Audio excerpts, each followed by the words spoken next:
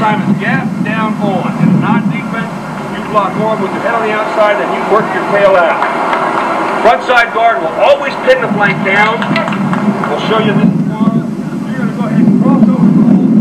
You're going to get a little bit of depth because you're a hook man, and the hook position is going to be 2 yards behind the line of scrimmage, or actually behind the vertical, or excuse me, 1 full man outside the man you're trying to hook, and 2 yards deep in the back. So you'll be in this position and go back aggressively on that man. Center, you're going to step and cup.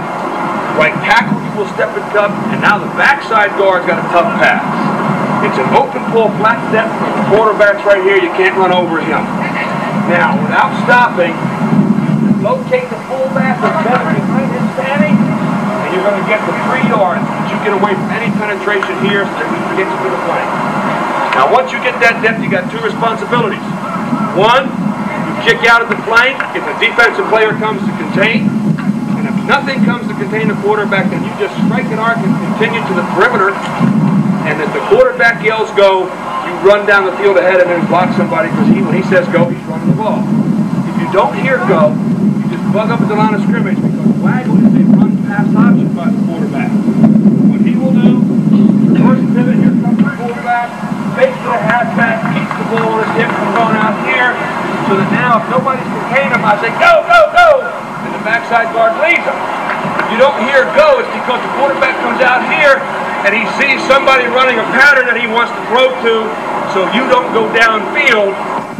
Face up now. Remember what I said last night? Get that thing looking straight ahead. That's good. Alright, squat your hips a little bit down. Drop one to 73. There you go. Face up, look at me. Okay, good. Alright, you know that you've got to close that thing down so you're toe to ball to foot, alright? The rest of it should be toe to heel. Okay? Let's go. Get your stance. Now I want to take 1 step bird dog to your right. Alright? And I want to see you keep the chest on the thigh pad. I want to see you keep your face up. And I want to see your upper body work in this pull. I want to see you throw your arms tight and fast so that we can get out of the hole. Let's go. I'll say set, go, and I want to snap that step. Your tail up. Ready? Set, go. Snap faster. Right. Ready? Set, go. Stay low. Set up. Now we'll pull back to the left. Stay right where you are. Now we'll again. Open step, pull to the right. Ready? And go. Alright, back to the left. As you pull, go another way. Ready? Go. Tail up. Reach out with that right hand. Ready? And go. One more time. Jimmy Ray did. Go. Get out. No. Let's just rotate it out. Face up and squeeze, bro. Now, don't bend at the waist. Defense. Squat your legs so you can support your man and you can resist him a little bit. Bend at the waist. Or bend at the hips, rather. All right, go ahead. Now, keep yourself over there. Shove over there. All right? Shove over there, son. Get it. Now, defense. Offense, don't move your feet. Now, squeeze it. I'm trying to teach it. Makes you sustain the block. If your face goes down, you lose the block. You lose the leverage. You lose the line that you want from shoulders to hips to heels, and you won't be able to maintain blocks. Okay? Has everybody done that? Everybody not done that now? Okay, you guys who haven't done it, jump up there so we can get it going. I've heard from the people that use our terminology, I'm sure gap down backer, post lead backer, bull kick out, things of that nature. Well, those terms now, we're going to try to give those terms meaning. So that we're going to show you what an on block is, we're going to show you what a down block is, what reach, post, and lead are. So we'll come up, I'll introduce it on the dummy, then you'll go back to your groups to drill it, okay? And the first thing we want to do is obviously what we've been working on, which is the easiest, what we call an on block. Some of you guys may call it a base block, but it's a man when you're blocking a guy who's directly in front of you, all right? So that we've almost already covered this, all right? We're just going to teach you how to get into the block. When we're drilling these blocks, I want you to stand with your partner holding the dummy, and you should set up so that you're an arm's length away from the dummy. Because you know that we're off the ball as far as legally possible, and we're trying to assimilate the distance that we have in a game situation. So So we'll start with about 2 feet here between myself and the dummy, and if I'm going to block with my right shoulder, an on block, here's what the progression should be. Get out of the player so that I can unload my surface, and when I unload my surface, I will not be overextended. See, if I don't take that step and I try to unload, you can see I can't quite get there, and I have to overextend with my step, and I'm kind of cockeyed with the block. Right? So I want to get close enough.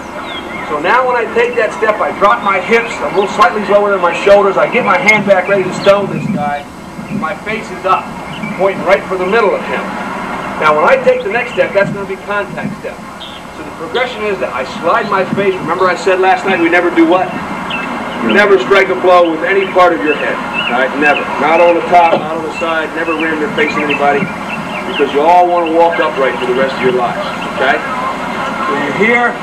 Slide your head to the side and up as you strike the blow and step at the same time. So now you're in this fit squeeze position here. You're at the belt buckle, and now from there, when I say finish the block,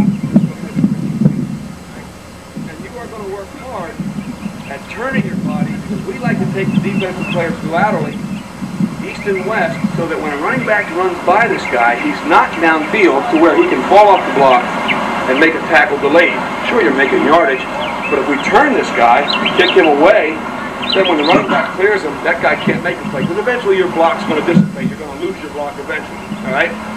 So that if we run the on block, you're here. And step, strike a blow, get into it, put your feet, and have that base and nice, quick, short, quick step. Important things about it are let's keep developing the forearm delivery. All right? Don't come off the ball and just hop into it here. Play bigger than you are. Techniques will allow you to play bigger than you are, have more power than you have. Right? So if you're low and you get back, right? Sink that surface in there. Throw it at the man. Right? Get that thing in there. Right? Let's get that. All right. Step with your left foot. Take that 6-inch step with your left foot. Go ahead. Step with your left foot. Drop your hips. You're in that position we talked about. Round that fist behind there. That's it. Face up. Your back should be straight there. All right, now when you step with your right, you're going to strike the blow. So you're going to slide your face and then get it up to the sun. Try to look into the eyes of the man that you're blocking. I didn't tell you guys to move. Let's go. Here we go. Ready? All right, step with your right, strike the blow. Now your hip should be underneath you. Your right foot should be slightly forward of your left, but it should be on the opposite side of the dummy. What does the rock stand for? Where you means that you have an angle on the defensive player. Fellas, stay behind me so the coaches can shoot this thing. Please, you got to leave this window open for them. When we're blocking down, we have the advantage of having the outside-in angle. And if I'm blocking down, it usually means that the ball is going to go outside of us here. So if I'm a tight end and tackle, I'm blocking down. Down means that there's a defensive player covering the next adjacent offensive lineman to my inside. Mike, you said, what's your first name? Andy's a guard, I'm a tackle. Andy's the next adjacent lineman to my inside. There's a man on him. That's my down assignment. Right? My first problem is that I have to stop him from penetrating because we pull the guard so much. If I'm going to have Andy pull behind me now, I have to block down to cover the space that Andy's vacating for his pull. Right?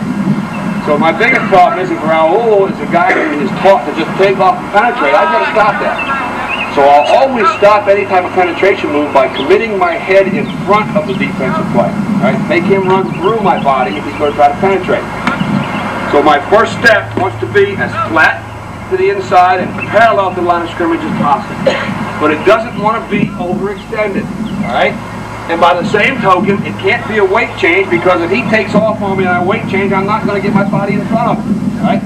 So it has to be a 12 to 15-inch step. So I'm not overextended, but I'm in a position now where I'm close enough where I can unload on him and still be under control. So the second step now, I'm in this hitting position, and I go ahead and strike a blow right here with my outside ear going right across his belt buckle.